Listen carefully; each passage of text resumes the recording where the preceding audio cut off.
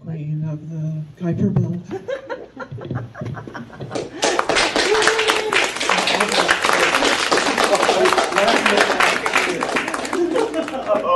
Oh, it's all ice cold.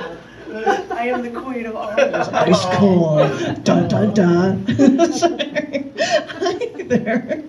And to try to lighten things up now, I thought I'd share 3 periodic table. You're surprised, aren't you? I'm going to share 3 more periodic table poems with you. These are poems that were read at the Lincoln Park Zoo in Chicago. Free zoo toured downtown, and I saw the hugest mass of flamingos there, which I have a photo of that's in my kitchen. I think that's don't see flamingos like that very often anywhere on Earth. So they're all in one hanging out, like cool. Anyway, sorry. And it was one of the years where there was a poetry bomb where the premise was do goes and we're different. And a lot of people would go to the same place. And I'm like, no. We gotta go to different places. And I went to the Lincoln Park Zoo. And actually for the last one, we went right in front of the Wrigley Field. And of course they hadn't won yet, and there wasn't a game going on, but I'm like, I've got all these poem readings about baseball in front of the Wrigley Field. Anyway, total aside, you didn't need to know that, sorry. These are 3 poems that were read at the Lincoln Park Zoo. This one is number 35 in the periodic table, and it's Bromine. You've stopped the fire in me. Oh, the zone you've tried to pull, leaving a stench in your wake. You wanted to stop my shaking. You wanted to sedate me. But I've learned better. You're just so unsafe that no one thinks you're good.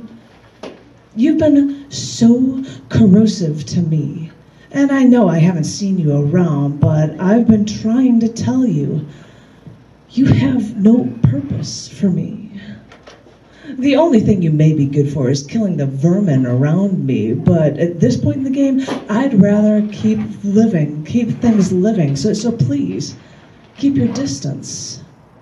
Your toxicity depresses me, and when you sneak into my drink, you cloud everything instead. You think you make things picture perfect, but trust me, that argument is not enough for me. So please, don't poison me. Please, don't burn me. Just let me get some fresh air again and get you away from me for good. Thank you. Try to pull off doing something poetically with it. What? This one is number 53 in the periodic table. That's Iodine. This is Iodine. I saw a science fantasy show once where a man made entirely out of tumors could only regenerate himself to survive by submerging in a bathtub of iodine. Now, I'm not a tumor, I'm only human, but I have to remember that you are good for me, and you do, and you and your violet vapors just let me get to that, find out ways to keep you with us as long as we can. You're rare throughout this universe, but lucky us, here on planet Earth, you're like one with the water, and you seem to be all over our oceans. Lucky us, we need your nutrition. We need you to help us heal.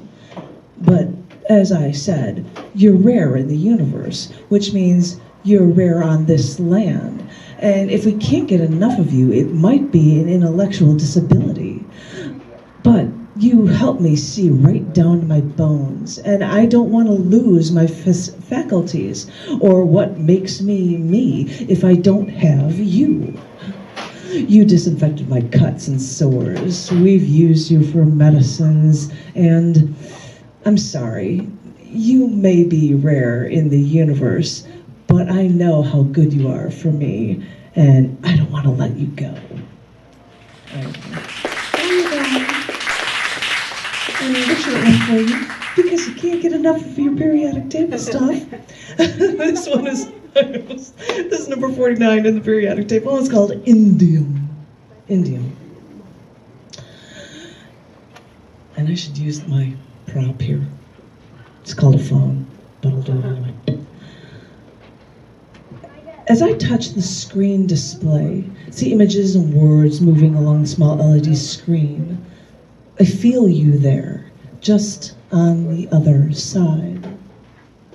I say I've never needed you, but you're always been just on the other side, displaying what I wish to see, lubricating what cannot meld together.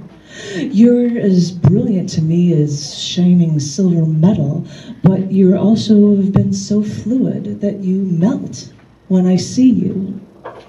That may be why you've always been just on the other side when it came to us, and only allowed me to admire you like this from afar. Thank you.